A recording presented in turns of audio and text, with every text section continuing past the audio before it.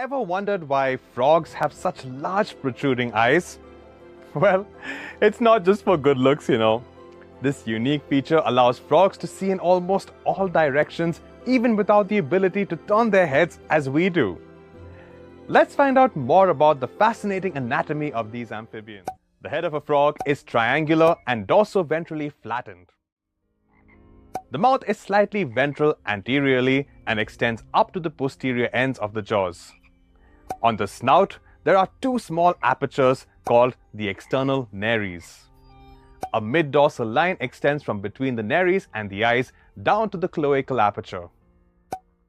It divides the body longitudinally into two equal lateral halves.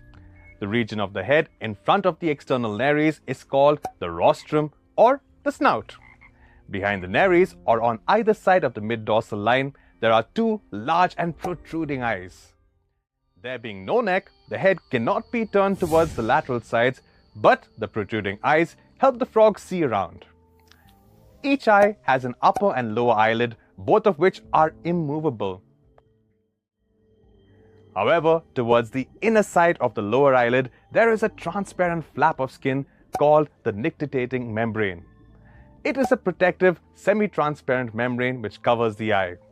Located at the top of the head, between the eyes, is a remnant of a median light-sensitive eye called the brown spot. Behind each eye, there is a circular part of dark stretched skin, the tympanic membrane or the eardrum. The external ears are absent in a frog.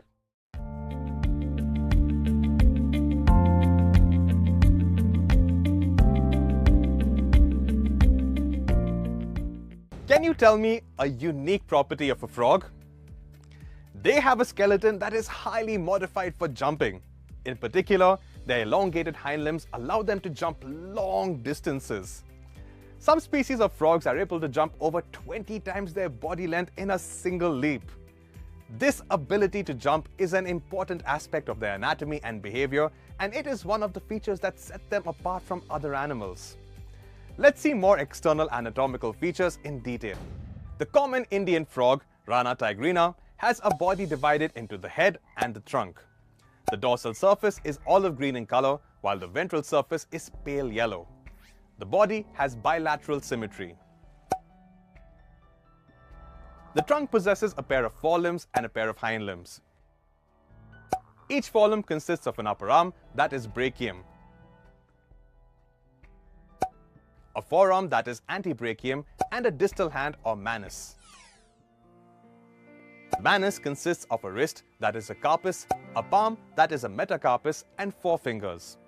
The fingers are separated from each other and are devoid of claws.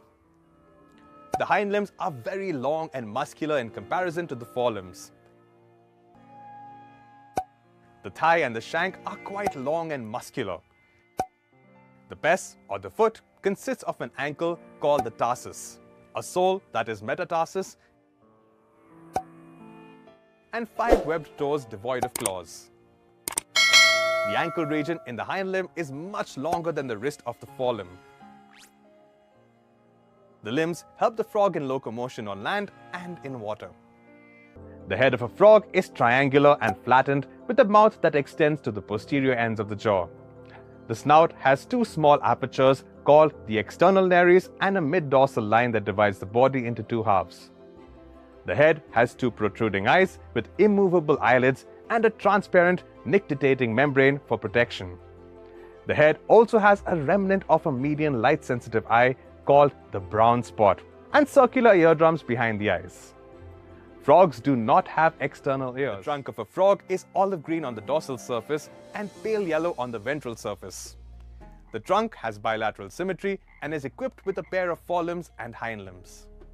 The forelimbs consist of an upper arm or brachium, a forearm or antebrachium, and a hand or manus. The hand has a wrist or carpus, a palm or metacarpus, and 4 fingers without claws.